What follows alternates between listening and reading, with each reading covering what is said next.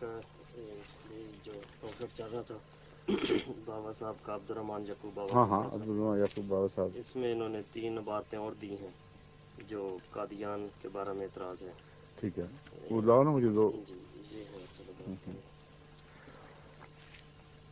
ایک تو یہ اعتراض انہوں نے اٹھایا ہے کہ قادیان کے متعلق انہوں نے بستیوں کی ماں قرار دیا ہے قادیان کو. جو قادیان سے تعلق نہیں رکھے گا وہ کاٹا جائے گا. تم ڈرو کہ تم میں سے نہ کوئی کاٹا جائے، تم میں سے نہ کوئی کاٹا جائے. پھر یہ تازہ دودھ کب تک رہے گا؟ یہ مرکزی فقرہ ہے جس کو دوستوں کو یاد رکھنا چاہیے، کیونکہ اگلی بات کا اس سے بڑا گہرا تعلق ہے. پھر یہ تازہ دودھ کب تک رہے گا؟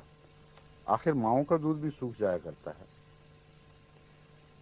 کیا مکہ اور مدینہ کی چھاتیوں سے یہ دودھ سوکھ گیا کہ نہیں؟ اس پر انہوں نے بہت بڑا اعتراض اٹھایا. حقیقت الگویا میں صفحہ 46 پر حضرت مسلم موعود کی تحریر ہے کہ دیکھو، کہتے ہیں مکے اور مدینے کی چھاتیوں کا دودھ سوکھ گیا اور قادیان ام القریٰ بن گیا، ماں بن گیا بستیوں کی. دوسرا یہ حوالہ دیا ہے منصب خلافت سے، وہ بھی حضرت خلیفۃ المسیح ثانی مرزا بشیر الدین کی کتاب، محمود احمد رضی اللہ تعالیٰ عنہ کی کتاب ہے. وہ عبارت یہ ہے: جو قادیان نہیں آتا یا کم از کم ہجرت کی خواہش نہیں رکھتا، اس کی نسبت شبہ ہے کہ اس کا ایمان درست ہو. قادیان کی نسبت اللہ تعالیٰ نے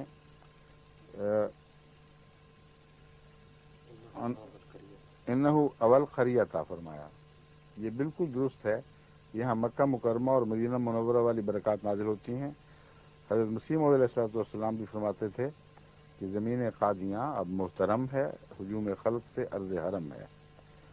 قرآن شریف میں 3 شہروں کا ذکر ہے. یہ تیسرا انہوں نے اٹھایا اعتراض، یعنی مکہ، مدینہ اور قادیان کا.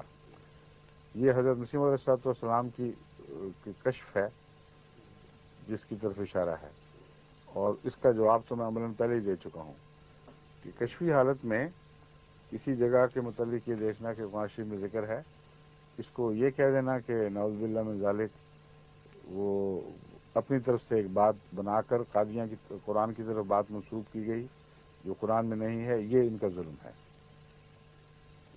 مانن ذکر ہوتا ہے، اور مانن ذکر کی طرف حضرت مسیح موعود علیہ السلام نے اپنی تفصیلی تحریر میں اشارہ فرمایا ہے کہ کن معنوں میں ذکر ہے. اصل بات یہ ہے کہ جب بھی مسیح کے نزول کی بات ہوتی ہے تو مسیح کی جس جگہ نزول ہوا اس سے کچھ مشابہتیں اس جگہ کی پائی جاتی ہیں جس جگہ اس نے مثال کے طور پر نازل ہونا تھا. مگر یہ لمبی گفتگو ہے. صرف میں یہ بتا دینا چاہتا ہوں کہ یہ تیسرا اعتراض خود ان کی رویا اور کشوف کے حوالے سے بالکل بے بنیاد اور غلط ٹھہرتا ہے. یہ کہنا ہے کہ نعوذ باللہ قرآن میں ترمیم تنسیخ کی، قرآن کی طرف ایسی بات منسوخ کی جو قرآن میں نہیں تھی، اس لیے جھوٹ ہے کہ حضرت مسیح موعود علیہ السلام اسے ایک کشفی نظارے کے طور پر بیان فرماتے ہیں، نہ کہ حقیقتاً قرآن میں کہتے ہیں کہ قادیان لکھا ہوا ہے. اب جو پہلے 2 حصے ہیں ان پر ان کو بڑا اعتراض ہے کہ قادیان کی بستی کو اتنی اہمیت دی جا رہی ہے، یہاں تک کہ مکے اور مدینے کی چھاتیوں سے دودھ سوکھنے کا حوالہ کا ذکر کر کے تو انتہائی گستاخی سے کام لیا گیا ہے. اس حصے پر میں بعد میں آؤں گا.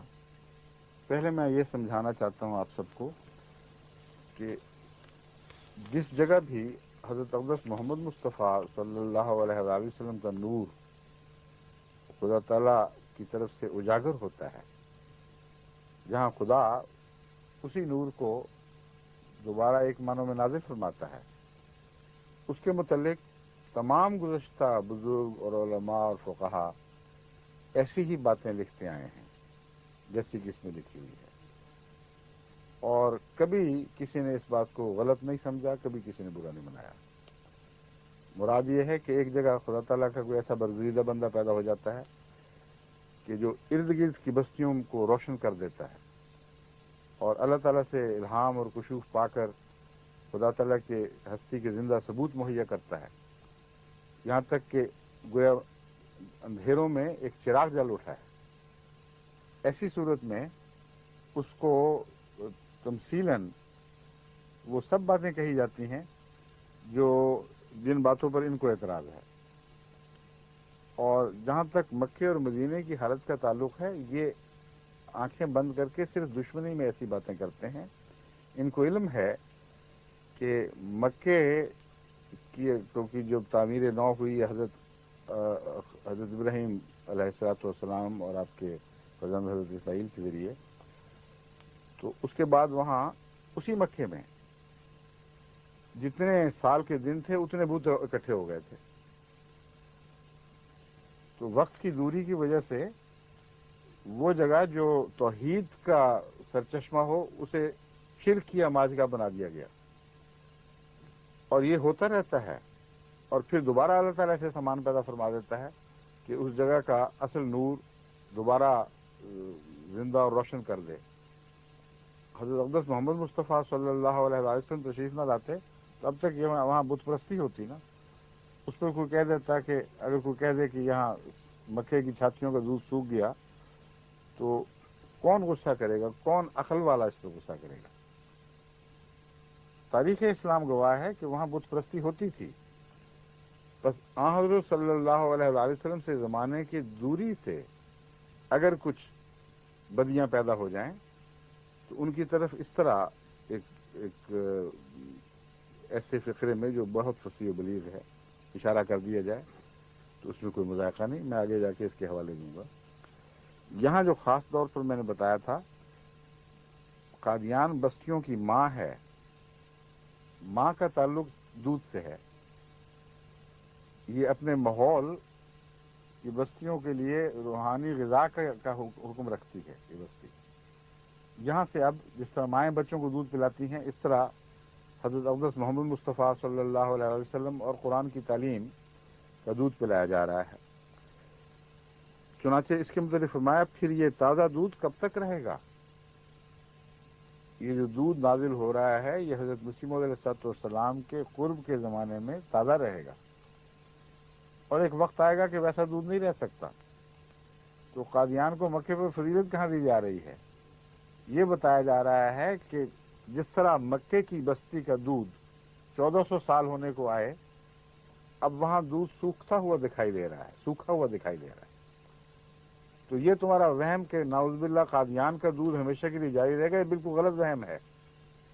اس کی دلیل کے طور پر دے رہے ہیں کہ مکے جیسی عظیم بستی کا دودھ بھی اگر کبھی سوکھ جاتا ہے وقت کی دوری کی وجہ سے، لوگوں کی جہالت کی وجہ سے، تو یہ خیال نہ کرنا کہ قادیان کا دودھ ہمیشہ تازہ رہے گا. یہ تو ثانوی اور ذلی طور پر برکت پانے والی بستی ہے. آخر ماؤں کا دودھ بھی سوکھ جایا کرتا ہے. یہ دلیل تھی جس کے بعد فرمایا کیا مکہ اور مدینے کی چھاتیوں سے یہ دودھ سوکھ نہیں ہے. اب سنیے مکہ اور مدینے کے لفظ سے جو ان کو غصہ چڑھتا ہے کہ لفظ قادیان پہ بولا کیوں. ایسی مقدس بستیوں کے تعلق میں قادیان کا حوالہ دے کر گویا ان پر بھی وہ اس بستی کا نام صادق آتا ہے. شدید گستاخی کی گئی ہے. یہ ایک طرز کلام ہے جو بحصول برکت کے لیے ہے. آپ لوگ اپنے بچوں کا نام محمد نہیں رکھ لیتے؟ محمد سے ان بچوں کو کیا نسبت ہے جو گلیوں میں گند کرتے پھرتے ہیں، اور بعض ان میں سے چور بھی ہو جاتے ہیں، بعض چکے، بعض ڈاکو، بعض طرح طرح کے ظلم کرنے والے. لیکن نام محمد کیوں رکھا جاتا ہے؟ برکت کے لیے. اور اگر واقعتاً کسی شخص میں نیکی پائی جائے اور محمد رسول اللہ کی سنت پر چلنے والا ہو تو وہ نام اور بھی زیادہ اس پر نہ صرف یہ کہ ناجائز نہیں بلکہ سجنے لگتا ہے. اب اس ضمن میں آپ کو بعض حوالے سناتا ہوں جس سے آپ کو اندازہ ہو جائے گا کہ یہ لوگ اور ان کے بزرگ خود مکے اور مدینے کی بستیوں کے ذکر میں کس طرح اپنی بستیوں کا ذکر کرتے رہے ہیں، اور زیادہ نمایاں اور واضح الفاظ میں، ایسے واضح الفاظ میں کہ اس میں ہو سکتا ہے یہ شک ہو کہ یہ تمثیل کی بات نہیں، سچ مچ کہی جا رہی ہے. مگر قادیان والے ذکر میں تو میں نے پوری بات کھول کے سمجھا دی ہے. جو میں نے مرکزی نقطہ کہا تھا وہ اس کو سمجھنا چاہیے. ماں کہہ چکے ہیں، ماں کی تفصیل بیان فرما رہے ہیں کہ ماں دودھ پلاتی ہے. قادیان سے روحانی رزق بانٹا جا رہا ہے، لیکن یہ ہمیشہ نہیں رہ سکتا، وقت کی دوری سے سوکھ جایا کرتا ہے. یہ خوف دلایا جا رہا ہے۔ اب سنیے، حضرت خواجہ غلام فرید صاحب کے وطن چاچا شریف کا ذکر ان کے ایک مریض نے یوں کیا ہے، یہ منظوم کلام سرائے کی علاقہ میں زبان زد عام ہے۔ چاچڑ وانگ مدینہ ڈسے، سرائکی میں ڈسے کو ڈسے کہتے ہیں۔ چاچڑ وانگ مدینہ ڈسے کوٹ مٹھن بیت اللہ، کوٹ مٹھن جہاں حضرت بابا غلام فرید سے تشریف لائے تھے وہ تو بیت اللہ ہے۔ ظاہر دے وچ یار فرید، باطن دے وچ اللہ۔ ظاہر میں تمہیں فرید دکھائی دے رہا ہے، فرید ورید کچھ نہیں، اندر سے دیکھو تو اللہ ہی اللہ ہے۔ اب اس پر کوئی غصہ نہیں آتا ان کو، محض جھوٹ بولتے ہیں، ایک افترا کرتے ہیں، جانتے ہیں کہ یہ محاورے نیک لوگوں کی زبان پر جاری ہوتے ہیں اور تمثیلاً کہے جاتے ہیں، اور اس کا کوئی مذاکرہ نہیں اس میں۔ یہ کسی شخص یا کسی بستی کی برکتیں ظاہر کرنے کے لیے ایسی باتیں کی جاتی ہیں، اس میں کوئی غصے کی بات ہی نہیں۔ اب حاجی امداد اللہ صاحب مہاجر مکی ان مولویوں کی ہم بڑی عزت رکھتے ہیں، فرماتے ہیں یہ فقیر جہاں رہے گا وہیں مکہ اور مدینہ اور روضہ ہے۔ اب بتائیے، وہ قادیان کو جہاں ہم مانتے ہیں کہ امام مہدی کا نزول ہوا ہے، جس کا قرآن کریم میں سورہ جمعہ میں ذکر ہے، گویا حضرت محمد مصطفیٰ صلی اللہ علیہ وسلم کی باسط ہوئی، گویا کے معنوں میں، اس جگہ جب ہم سچا مہدی مانتے ہیں تو ہمارا حق ہے کہ ان برکتوں کو اس بستی کی طرف منسوب کریں جو حضرت محمد رسول اللہ کے ذل کے ساتھ وابستہ ہیں، جس نے اپنی ذات کو مٹا دیا، جو آپ کا خادم کل بن کر نکلا، جس نے پوری طرح اتباع سنت کی، اس کا مقام اور ایک عام بزرگ کا مقام زمین آسمان کا فرق ہے۔ پرانے بزرگ لکھ چکے ہیں کہ وہ عام امت کی طرح سے نہیں نہ سمجھنا اس کو، اس کی تو بات ہی اور ہے۔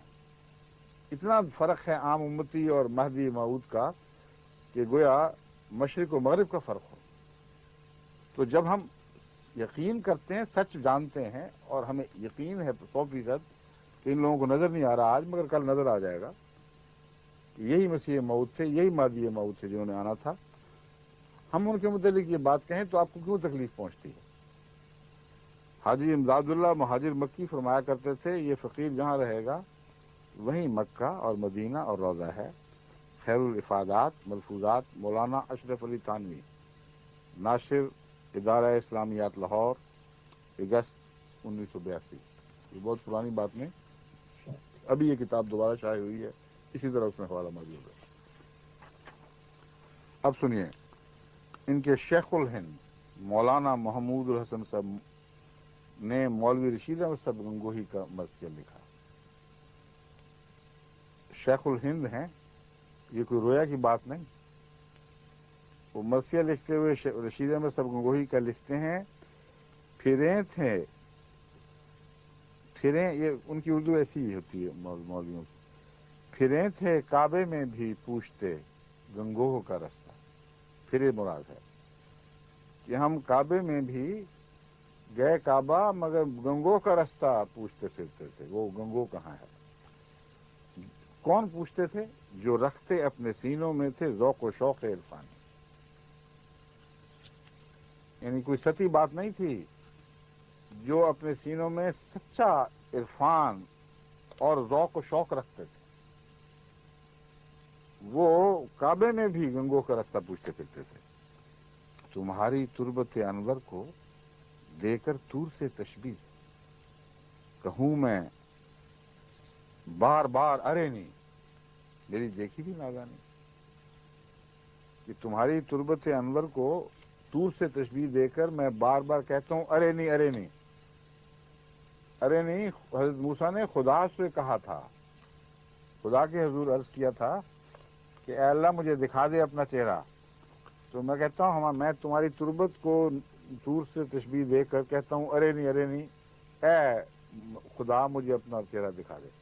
کہتے ہیں میری نادانی، یہ مانتے ہیں، میں کہتا یہی ہوں کہ نادانی ہو جو مرضی کہہ لو، کہتا میں یہی ہوں۔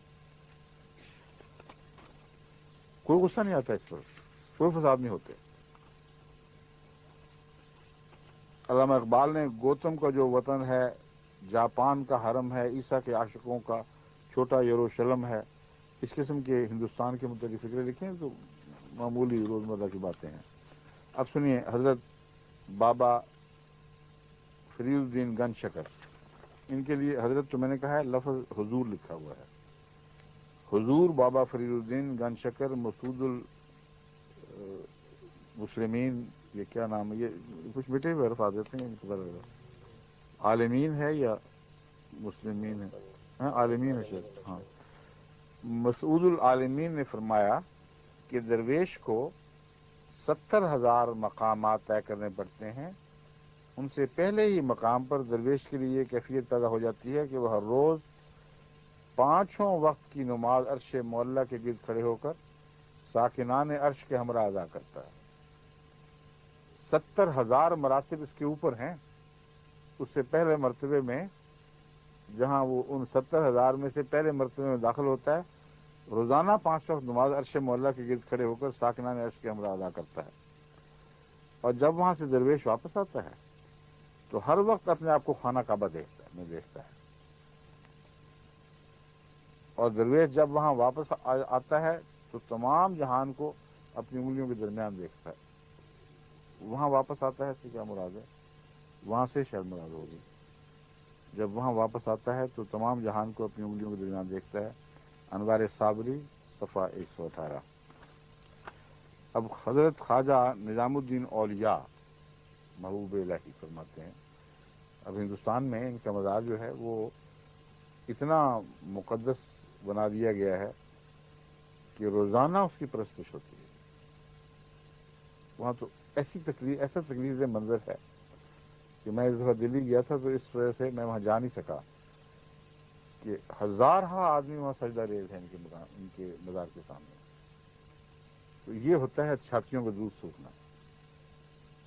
وہ بندہ خدا جو بزرگوں میں ایک بزرگ تر مقام رکھنے والا تھا، جس نے ہندوستان میں توحید کا علم بلند کیا، اور جس کے نور سے ہزارہ شاید لاکھوں ہوں مشرکین نور ایمان سے مشرف ہوئے اور توحید کے علمبردار بن گئے، پجاری بن گئے، ان کی قبر پر آج سجدے ہو رہے ہیں، وہ بھی کسی کو دکھائی نہیں دیتے، سب کی آنکھیں بند ہیں۔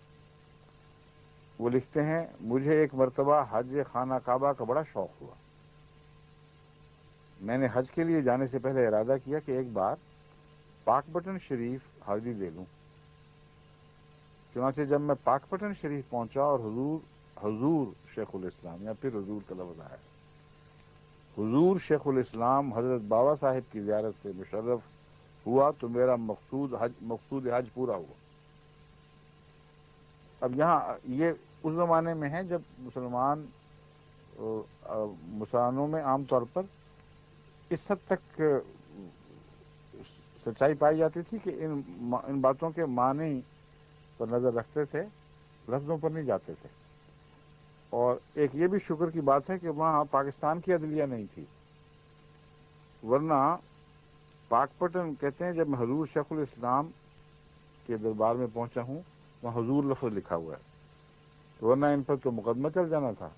حضرت سلطان المشائخ خواجہ نظام الدین اولیاء پر 295 کا مقدمہ چلتا ہے ان پر، کہ آپ نے حضور کہہ دیا ہے اس لیے وہ رسول اللہ صلی اللہ علیہ وسلم کی گستاخی کر گئے ہیں، تو اس کی سزا موت کے سوا کوئی نہیں۔ کیا ہو رہا ہے پاکستان کو سمجھ نہیں آتی، اللہ ان کو عقل دے۔ عوام الناس کو پتہ نہیں لگ رہا کہ یہ کیوں یہ لوگوں کو پاگل بنا رہے ہیں، یا خود اندھے ہیں، یہ نہیں سمجھ آتی کیا قصہ ہے۔ لیکن حد ہی ہو گئی ہے، ایسے لفظ اب دل نہیں چاہتا سخت بولنے کو، میں مجبور ہوں، کہیں غلطی سے کو منہ سے غلطی لفظ سخت نکل جائے تو بے اختیاری کی بات ہے، حرکتیں یہ ہیں ان کی۔ کہتے ہیں حضور کہہ دیا ان پہ 295 کا مقدمہ دائر کرو۔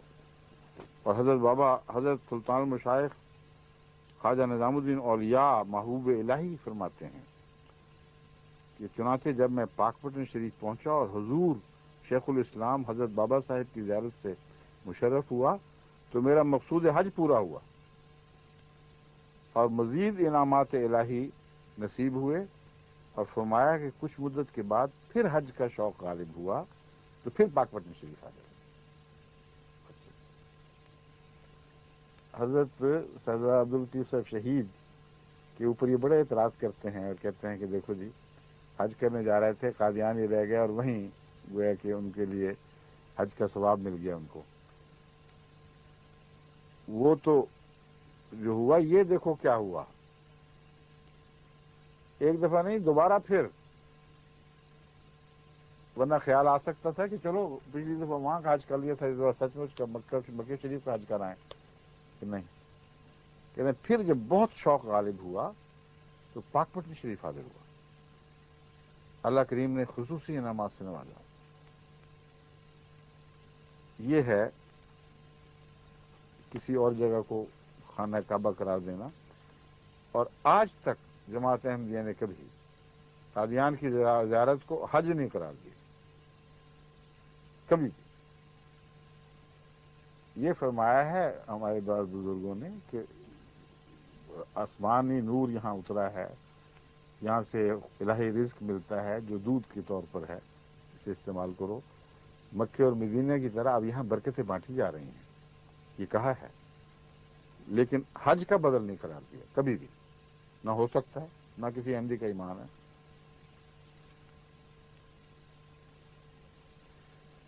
کہتے ہیں اس پر حضور سلطان, پھر حضور دوبارہ دیکھیں, حضور سلطان المشائخ نے جب میرے سے یہ سنا کہ میں پھر دوبارہ حج کرنے آپ ہی کی خدمت میں حاضر ہوں, آپ دیدہ ہو کر زبان مبارک سے فرمایا, آ راہ بسوئے کعبہ برو ویں بسوئے دوست, کہ وہ راہ جو حج کے لیے جا رہی ہے دوسری طرف, وہ تو کعبہ کی طرف جا رہی ہے, یہ راہ جو تم نے اختیار, یہ دوست یعنی اللہ کی طرف جاتی ہے. اب جہاں تک دودھ سوکھنے کا تعلق ہے, یہ اس زمانے کی تحریر ہے جس زمانے میں مولانا مودودی صاحب نے حج پر جانے والوں اور خانہ کعبہ میں مقیم حج کے منتظمین کا جو آپس کا موازنہ کیا ہے. یہ بتاتا ہے کہ مولانا مودودی صاحب اس زمانے میں جب حضرت مسلم موعود یہ لکھ رہے تھے, نہ صرف ایسی بات کر رہے تھے بلکہ اس سے بہت زیادہ سخت, ایسی سخت کلامی کر رہے تھے کہ اس کے تصور سے بھی آدمی حیران رہ جاتا ہے. اس کا سوال جواب کا یہ جو مجالس ہیں, اس کا عربی میں بھی ترجمہ ہونا چاہیے نا. آج نہیں ہو رہا شاید, لیکن آئندہ ہو تو ضرور کروائیں دوسری زبانوں کے ساتھ.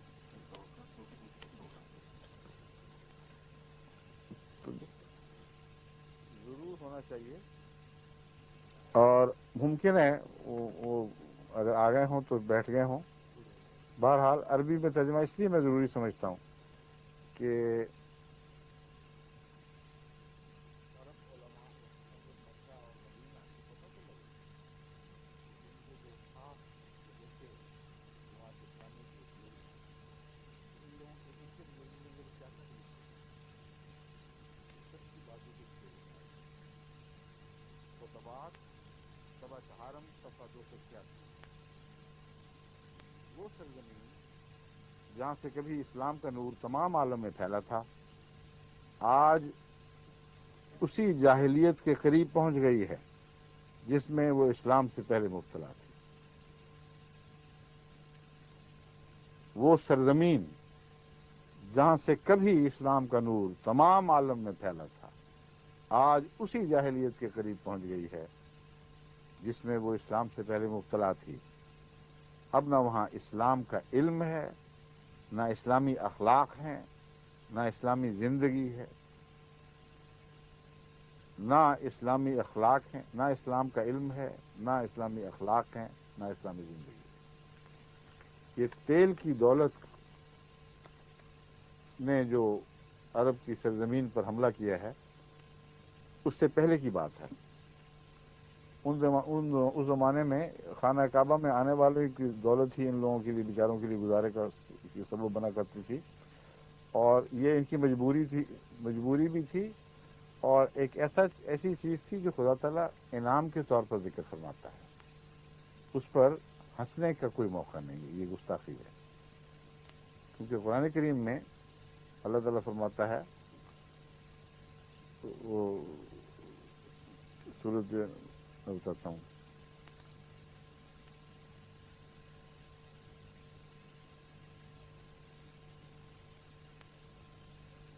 اللہ تعالیٰ اس کی برکت سے تمہیں ملتا ہے.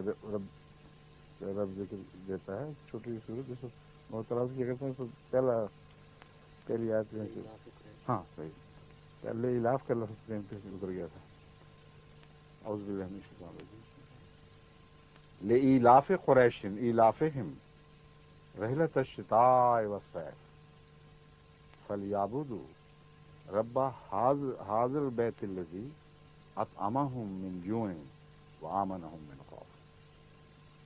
تو قرآن تو اس مضمون کی توثیق فرماتا ہے کہ یہ بستی ان لوگوں کے رزق کا موجب اللہ تعالیٰ کی طرف سے بنائی گئی ہے اور ان کو خدا کا شکر کرنا چاہیے کہ یہ قریش وہی لوگ جو اس بستی کے مالک ہیں.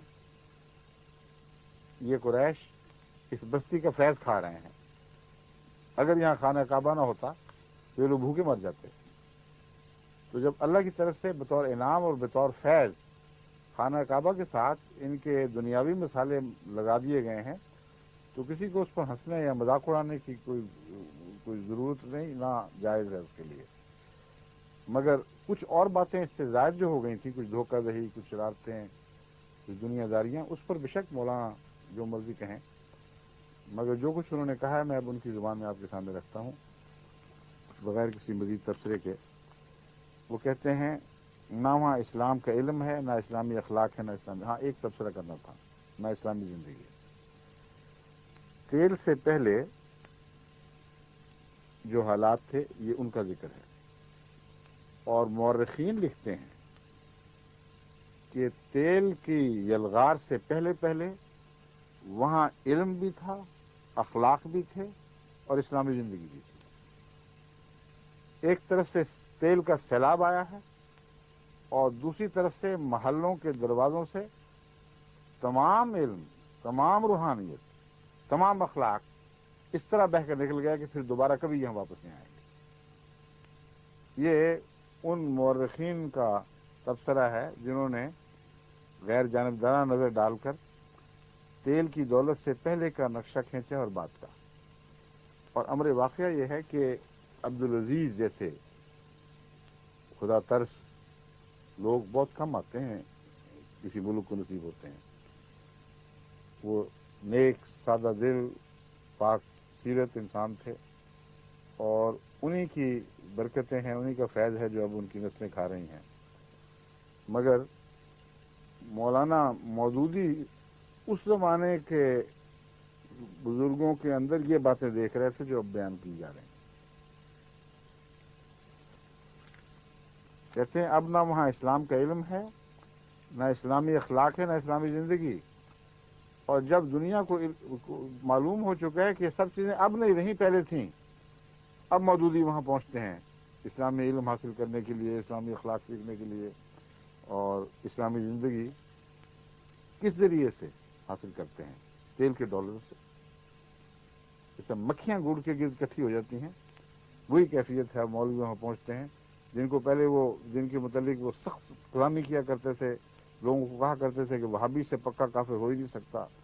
احمدیت کا نام لے کر مقابلہ کر کے کہتے تھے کہ وہابی زیادہ سخت کافر ہے بنسبت احمدی کے.